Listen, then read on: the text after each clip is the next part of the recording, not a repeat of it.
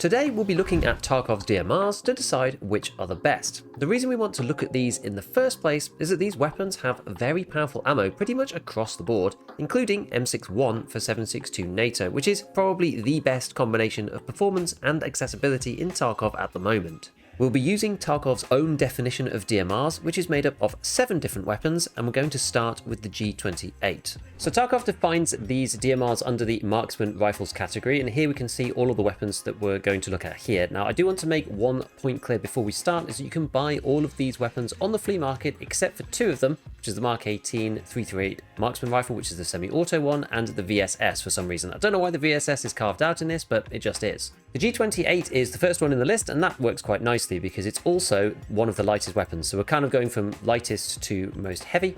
And if we look at traders, obviously, yeah, you can buy them on the fleet. You can also get them for 253k from Jaeger if you complete Shooterborn in Heaven. So this is from Jaeger 4. And you can get them from Peacekeeper 3 with an access card. So this is probably one of the better ways to get it. These are only about 160k. And doing this one, you get this build, which comes with one of the Schmidt and Bender scopes, which is actually one of the nicer ones at 1 to 8. So this ends up accounting for about 50k's worth of the value anyway. So the rest of the gun is about 110,000 rubles. So that's actually not bad. So the beauty of the G28 is that it is very light. It is in fact the lightest gun within 7.62 by 51 that allows you to throw M61.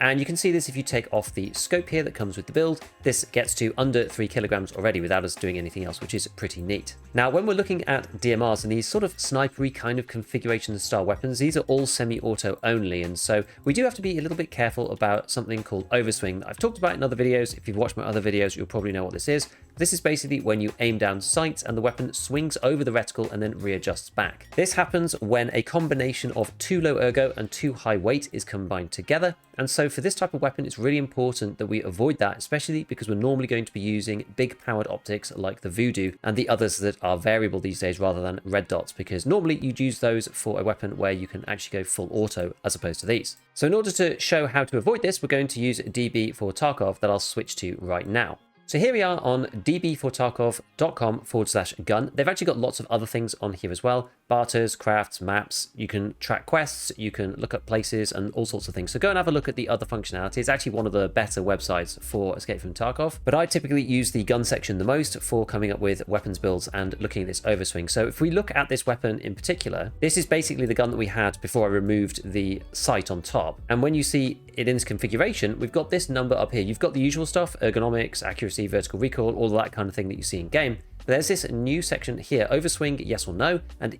Evo Ergo Delta. And what Evo Ergo Delta does is it makes a calculation of ergonomics that also takes into account weight. And I'll show you where this is important. So for example, if we look at the stock on the G28 and we go to choose between the 2 variants that are available, we've got this one, which is the HK E2 buttstock just on its own. And then we've also got this one, the HK adjustable buttstock. If you attach this, you then get the choice of this thing, which is the cheek rest. So if we add that on, and then we try to go back to the old version, we can see what the difference is. So here we've got 7 ergo less if we go back to the HK E2, but we also lose 600 grams as well. So which is actually better? Well, in game, it's impossible to tell without building both and then manually testing and experimenting with the ADS speed within the hideout, which is really, really annoying. Whereas on DB for Tarkov, you can click on something like the buffer tube here. And what you can do normally on stock configuration, this will just show you all the parts that are available in that particular slot. So for this one, it is just the buffer tube. But you've now got combo all over here. And what you could do is look through every single combination that's possible. You can put in a min recoil, a min ergo, that kind of thing as well, which we'll probably look at in a second. But you can see here we've got the 2 different options, which is the buffer tube plus the adjustable stock and the cheek rest, or the buffer tube and the HK E2. Now this one has got the same recoil between both. This one is 7 more ergo as we saw, and the weight is 0.55 kilos versus 1.13 kilos. This is a lot heavier. Now, Evo Ergo, as I said, this takes into account both. So you can see that actually, overall, on balance, the heavier one ends up being better for this Evo Ergo. And if we change this to the 3.6 one, the Evo Ergo Delta would move to 8.3, so more negative, so even more into the overswing territory. And this is an important thing to point out. This gun actually has overswing by default. So we do kind of need to fix this. But yes, we can keep this on because this has got the best Evo Ergo possible. Now let's have a quick look at the magazine. There is only 2 available, the 10 round and the 20. 10 is quite small for a DMR, especially in this game in Tarkov, so we're going to stick with the 20. And there's 2 stats that we need to look at here. We've got the Evo Ergo, but also for mags, there's a new column called FAEE, and this is the Evo Ergo when the mag is full, because not only do we have to take into account the actual ergonomics from the magazine itself, I've just swapped this to M61, but the bullet weight doesn't really change between 7.62 NATO rounds, but what also matters is going from a 10 rounder to a 20 rounder, you're carrying 10 more bullets, so that gives you 10 rounds worth of weight extra, which means that rather than it just being a swing of 5 like you would normally think in game, it's actually more like a swing of 11. So with that in mind, we'll then move on to the next section, which is the handguard. This is the next important part, and again we have a combo section here. I'm going to look at the handguard just for a moment because we want to make it really simple. So this is another situation where we have 5 ergo but it's heavier, or 4 ergo and it's lighter. If we look at the Evo Ergo, this one's actually going to be better off for having the shorter version of the handguard, but only by a very small amount, and you actually get 3 recoil for going for the longer one. So I'm actually going to keep this on because 0.4, as you can see in the context of this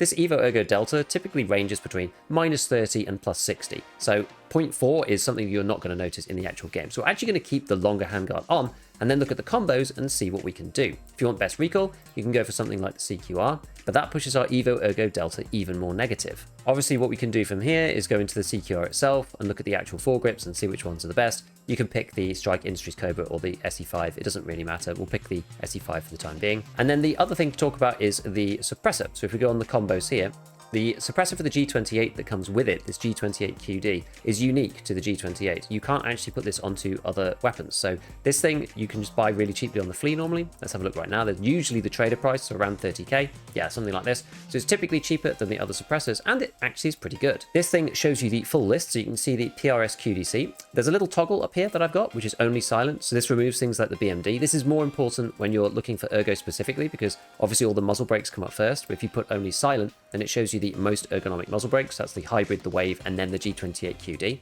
If we're looking at recoil, it matters a little bit less having that toggled. It usually only hides the BMD. So we can see here that the range of recoils goes from -17 through to -14, and the Evo Ergos go from -56-ish, which is worst for the Thor, down to about -39, which is actually one of the better ones in this particular category. You only start to beat this if you go all the way down to the Wave QD and lose another 2 recoil. But given that this thing fits onto this gun and is cheap, normally you can actually just keep this. If you want best in slot, PRS QDC is the way, but this thing is also pretty good. We've then got the no-brainer choices. So the grip, for example, we'll put the growl on, and then we can have a look at the optics. You can just keep this if you want. It's not really my preferred choice, so I will put on the scopes. We'll go to 4 to 6 up in the tab here, and down there we can see the best in slot Geisley mount with the top rail on it and the Voodoo, and that gets us to 17.8 Evo Ergo, which is actually pretty good. So you won't have any overswing with this build, which is super nice. This leaves you a little bit of extra room if you do want to put on something like the WMX200 that I always use. We still haven't put on the Chris Defiance low profile flip up sight either. So this is one of the meta builds for the weapon. As I said, you could go and change this over to the QDC, although that does take you much closer to the overswing threshold, although it probably will be okay. And you also have an option of a bipod if you really want to as well. So that makes the G28 work quite nicely. If you look at this little number here, very small, that's on the weapon, this shows you the weight unloaded and the weight loaded, so 5.28 versus 5.76. So for a fully decked 7.62 NATO weapon, this thing is pretty light. We've just loaded this guy up in the stash, so this is what it looks like to fire. The ADS speed is pretty good, as you can see, there's no overswing, even if we zoom right in. So it's pretty snappy, and when you fire it, it hardly jumps at all. It's very nice to shoot. Now that we've gone through a lot of concepts for the G28, we're going to speed it up a little bit with the SR25. As you can see, this thing you can buy it on the flea market. I've even got one listed here as well. But from the traders, if you do need to for whatever reason, you can buy this from Peacekeeper for 140k, something like that. And this comes on Peacekeeper 3, and then on Ref 2, which is actually pretty early, you get access to this relatively good SR25 for 35 GP coins if you have Arena and some GP coins from there. We're just going to look at the base SR25 itself. Now, one of the great things about the SR25 that differentiates it from the G28 is that it is still relatively light. You can see it's a bit heavier than the G28 is, but you get a plethora of different magazines. So with the G28, you're kind of stuck with the 20s, whereas with this guy, you can have the 25 rounders, these new ones, as well as the brand spanking new 50 round drum magazine. The only thing I'd say about this is that with the SR25 and DMRs in general, the 50 rounders probably aren't as useful as with something like the SCAR or the MDR because you're not firing on full auto, so a 50 is almost a little bit too much. 25s are usually fine if you're firing on semi, but that said, if you do want to use it, they are expensive, they come from a barter on Mechanic 4. If you do want to use it, there are ways to make this work without getting overswing, and I'll show you that right now just by popping back over to Tarkov DB. So back in DB for Tarkov, I've quickly put together this build here. We've got Evo Ergo Delta of 0.1, which is right on the threshold. The important parts here is that if you're using the 50 rounder and you're filling it with 7.62 ammo, this becomes really heavy. So what we're going to want to do is swap over to the Evo Ergo filter instead to figure stuff out. So yes, you can get very slightly better if you go for the GL core, but you lose a lot of recoil. So we're going for the Daniels Defense ECB plus the thin butt pad.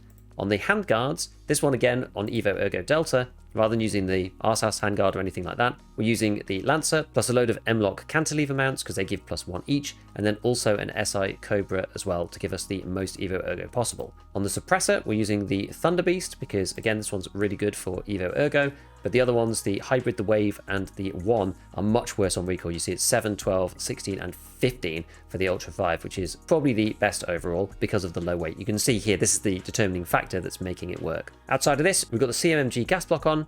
We've used the Voodoo again just because I'm using this on every build just so that it's consistent. We've got the Defiance irons on the back and the slightly different ambidextrous charging handle to give ourselves 1 extra ergo and 1.5 Evo ergo overall. This build just squeaks in, but we have to use the short barrel to make it work, so it's not going to be the lowest recoil that you can possibly get. Although it is only 81, so this is actually quite nice.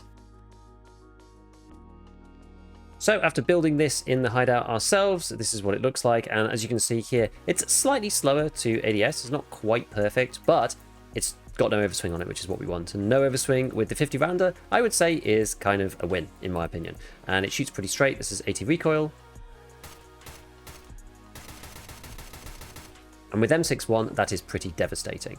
If you do want to go for the longer barrel so that you can decrease the recoil even more, I don't think it's really worth it with these semi-auto guns, but if you do want to do that, then you can go and fiddle around and use the 25 rounders instead to gain yourselves a little bit more Evo Ergo. That allows you to probably use the MOE buttstock instead, but you can play around on DB for Tarkov if you want to see exactly where you can get it with different magazines and different amounts of ammo loaded into the gun. So next we're going to look at the RSASS. This one is pretty expensive. It's used for gunsmith, but it's still expensive even after most people have finished it at this point. On the traders, this is quite pricey, so you've got a couple of options. You've got this one, which is more like 170k from Peacekeeper. This one comes from Peacekeeper 4.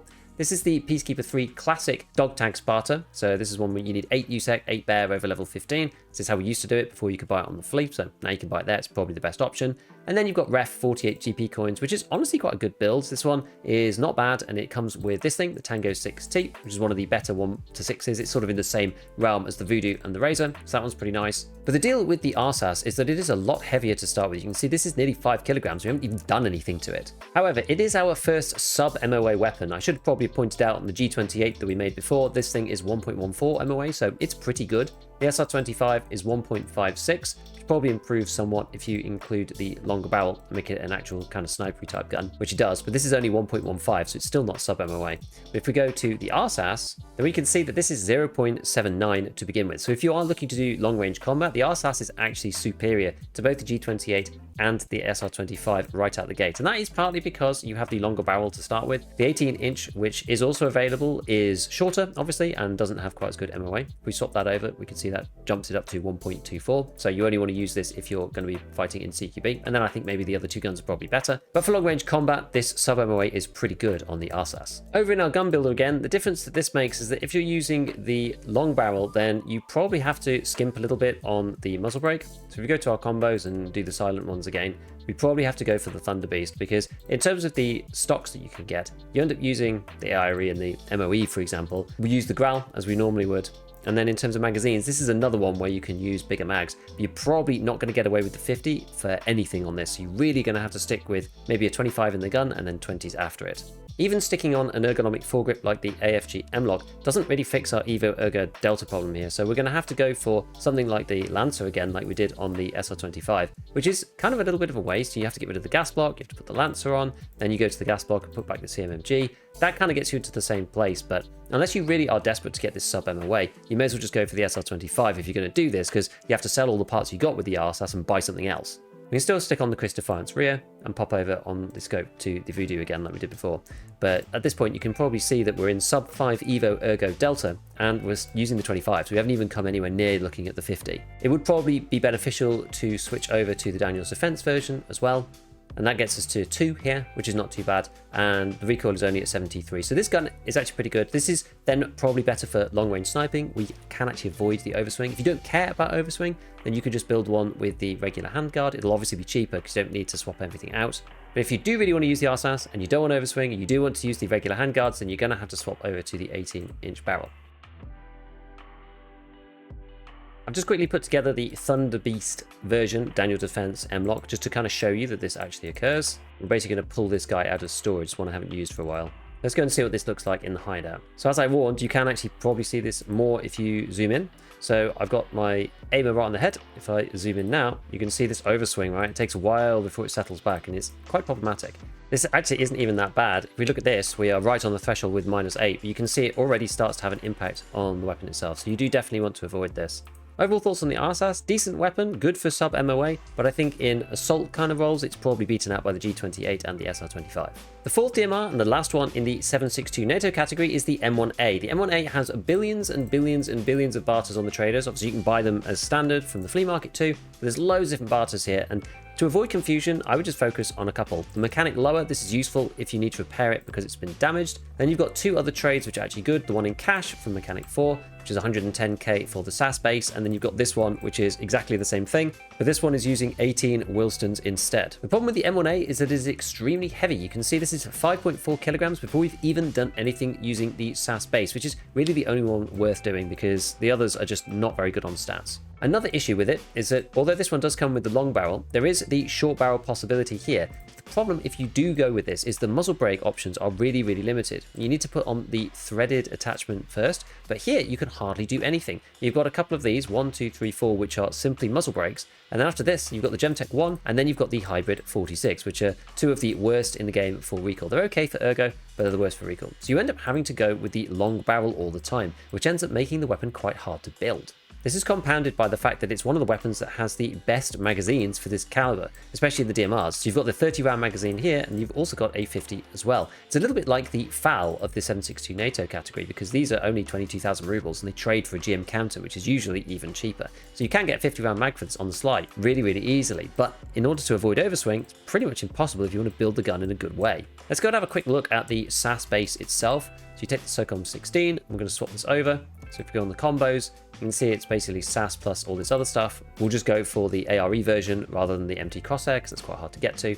Pistol grips are really weird on the M1A because you can't actually get the growl. So the best that you can get is this one, the F1 S2 PC grip, which is the paracord grip, the firearm skeletonized style too. But the main problem with this guy is that you can only buy it on the flea. You can't get it from the traders anywhere, which is quite annoying. So the next best one is this one, which is the Style 2 pistol grip without paracord. And this one is relatively inexpensive, 17k from Skier. So that's probably the one that I would recommend unless you really are a meta slave. Alternatively, there is actually the Orion, which is very slightly better. And this one is a little cheaper too, so actually probably this one is the best one to go with rather than the F1 actually, because I'm looking over at DB for Tarkov and this has told me, you see, so this is the beauty of looking at this website and using it. We're going to put the long barrel on because this is the one that it comes with, and we're going to use the Ultra 5 Thunder Beast combination here.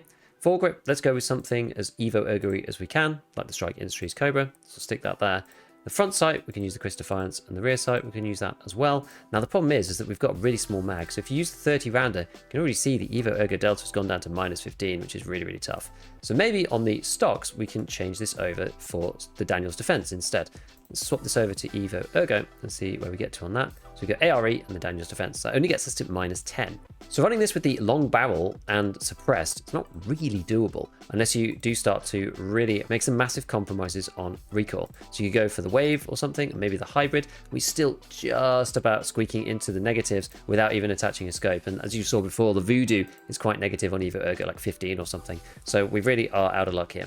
I would say if you do want to use the M1A, you either got to just get over the overswing and just go with it, or you can go for the 16-inch barrel and obviously use the hybrid or something, which is probably the next best option. Even that is not perfect though. So other than that, the other thing that I would do is go back to the 22-inch barrel and then ignore the only silent part and go for the BMD. This is really the only way that you're going to fix the M1A in a way that is meaningful, but obviously you've got to go loud to do that. This would then allow you to use the 30 rounders, which I think are totally sufficient, and they're very, very cheap. They're obviously better than the 25s that you get for the SR25 and the RSASS, and give you 5 more rounds as well for a huge discount.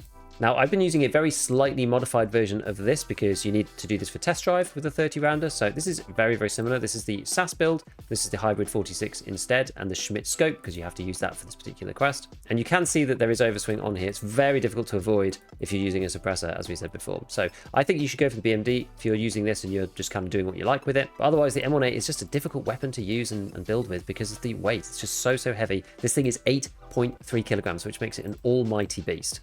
So, moving away from the 7.62 NATO weapons, we now have a couple of other interesting guns. The first one being the SVD. I did actually do a video on this very recently, so I won't go into this in as much detail. You can go and watch that if you want. It's very, very new, very up to date. I only did it a week or two ago. But the whole deal with the SVD is that you need it for Punisher 6, and you can only buy them from Prepol. There's nowhere else to get them other than in Raid. And when we go to edit the build on this, really the overarching philosophy I have with the SVD is there is no way to avoid overswing, a bit like the M1A. There's no way to avoid overswing if you're using the suppressor. So if you do want to use a suppressor, you just decide up front that you're going to use it. And then, to be honest, I wouldn't modify it too much. I would just stick on something like the SVD low mount and then attach whatever scope you want, whatever optic that you like. This thing can take the Night Force rings or the Geisley or whatever, even the Lebev, and then you just put in whatever optic that you want to have, Voodoo, Razor, TAC 30, it's up to you. I wouldn't bother modifying it anymore other than making the mags 20 rounders because you're not going to get the benefit of lack of overswing no matter what you do. And the recoil also doesn't really change that much. So you may as well just use it stock, but with the suppressor on the front. If you do want to use it loud, there are other things you can do. There's 2 equivalent builds. There's one using the upper band and one using the SAG Mark 1. They're both very similar.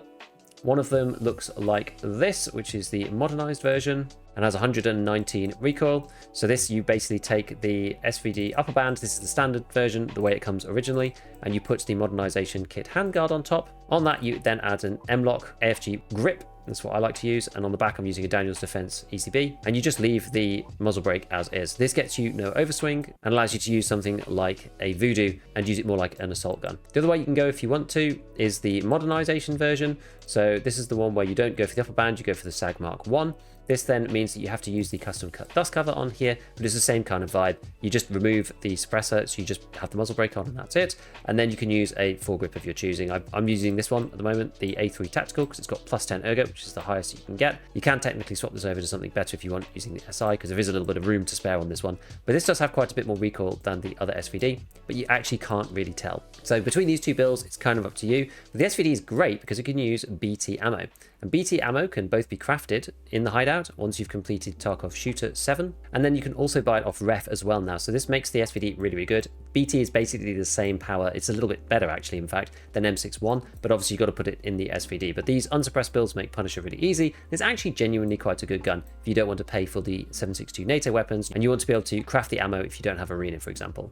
So our second to last weapon within the DMRs is the VSS Vintorez. This is an interesting gun because you can only buy it from Prepor through this weird barter, which is 1 ratchet wrench and 1 kite gunpowder. So this ends up making the weapon cost about 100k, something along those lines. And the strange thing about the VSS is that it doesn't really matter what you do. If we jump back into DB for Tarkov, you can see that the weapon has an insane Evo Ergo Delta. And when you put mods on, because of the way that the gun has got such low recoil to start with, it actually hardly makes any difference what you do. So even if we stick a 30 round mag in, which these are the expensive ones that you get off Prepol for about 40k each, the Ergo Delta is still about 40, so it doesn't really make a difference because you can't really change the gun all that much. So it doesn't actually matter what you do at all. Really, you just want to put something on that allows you to have better point fire. So rather than doing this with a foregrip, I think this is just making people feel better about their lives. You can just put on the little B3 mount and just stick on a laser flashlight underneath. Change over so you've got some more bullets within the magazine, so pick whichever one you can. There's one which you can only buy on the flea, and there's one which has got -4 ergonomics, which you can buy for 40k, so just get that. Other than that, I really wouldn't worry about it. There is one nice part that you can get to put optics on, which is this. This is new, or it's new with the SR3M at least, when that got added to the game. But this is a very low profile mount for the VSS and the Val and other weapons like it, which fits right on top of the dust cover, which is super nice. And it means that if you do stick something like a Delta Point or whatever on top, then it is really, really close to the gun and makes it feel pretty tasty to use. But this thing's going to have very minimal ADS speed, feels nice to shoot. You can't really change the vertical recoil no matter what you do to this stuff. stuff. And I've come to quite like these weapons, especially after using them in arena. So the RSASS is definitely usable. Now, the thing that you do have to be careful with any of these guns that are 9x39 is the incredible heat that you get out of them. So the barrels themselves, they have these heat components on, so plus 24% and plus 50% durability burn. But this then combines with the bullets, and a lot of it comes from the rounds themselves. SP6, which is available on ref, this one is the prime culprit, because the heat factor on this is outrageous and it does make the weapons burn up. So it is actually worth trying them out in arena, because there is a little bit of a balancing game between trying to fire too much and being able to actually use your gun in raid. So you can quite easily get yourself completely jammed in arena, for example, so it's good to practice there.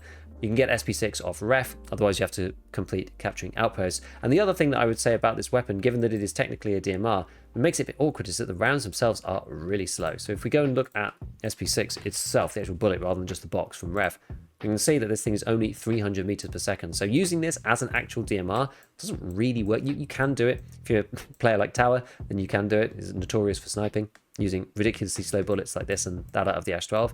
So it is possible, but I wouldn't recommend it. I think you should really go for something quicker, something that can fire M61 or the SVD, for example, that can fire BT, because at nearly 900 meters per second, you have a lot better chance of hitting than you do at 300.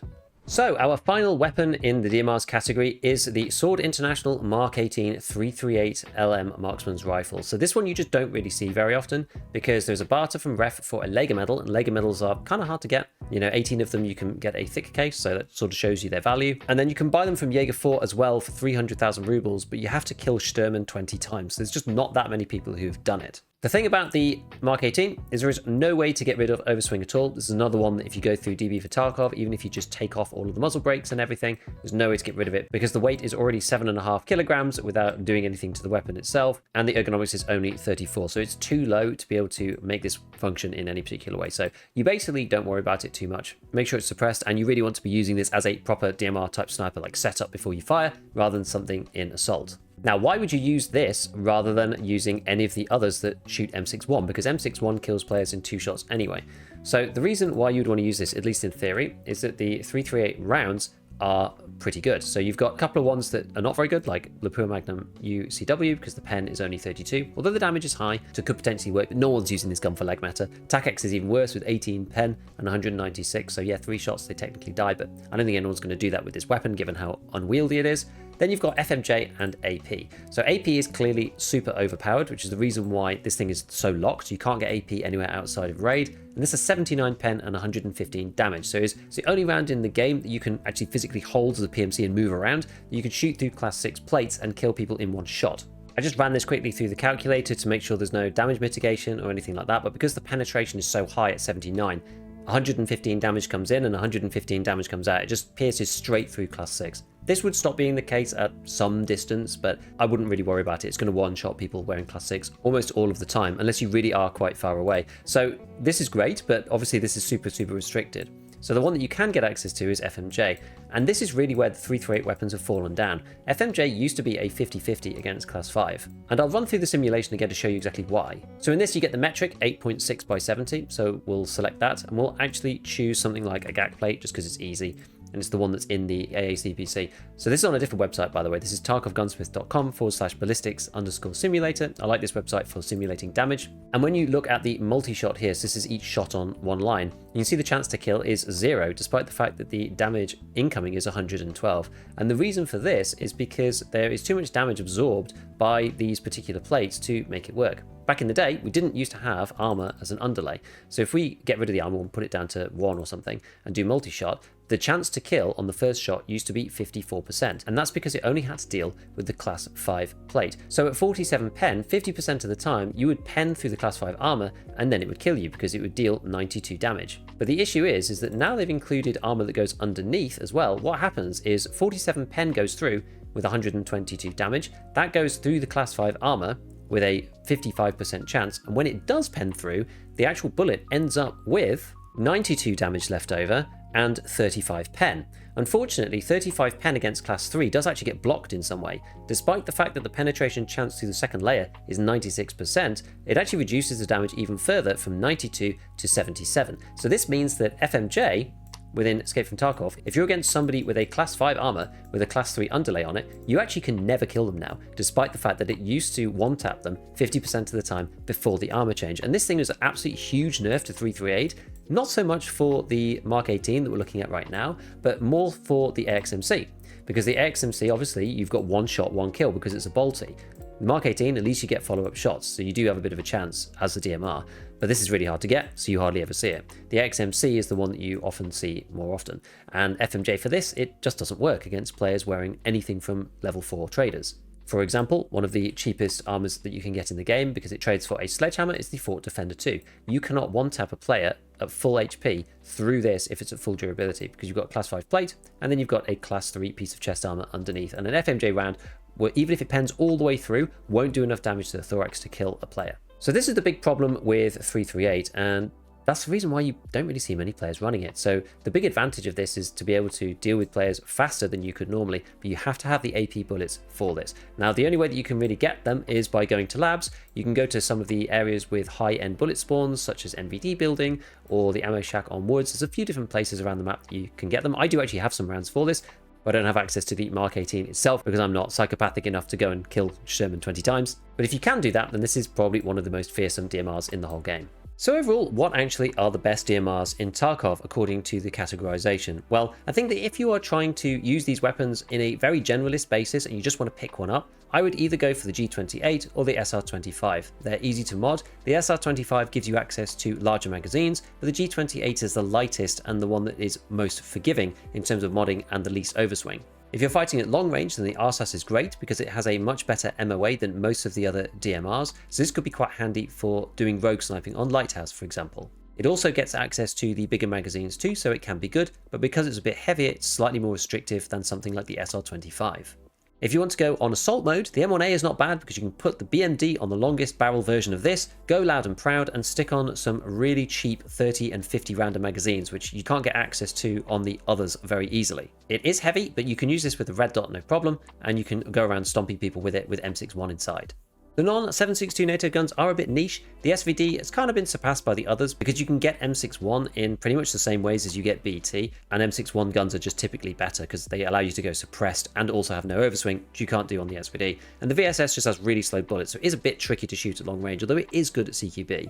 As I said, if you can find yourself the Mark 18 and get some AP bullets with it, that thing is absolutely fearsome, but it's very, very rare. It's tricky, Lego medals only, or Mega Sturman kills to do it, although it is probably technically the best DMR in the game if you get yourself into the right position. But with overswing enforced as a feature on this weapon, it's certainly not a generalist gun. So if you do want to try out the SVD, you can go and watch my detailed guide here that I released very, very recently, which will either help you do Punisher Part 6 or just to try something out a bit differently. Otherwise, as always, a big shout out to all my patrons, and as usual, have fun in your raids.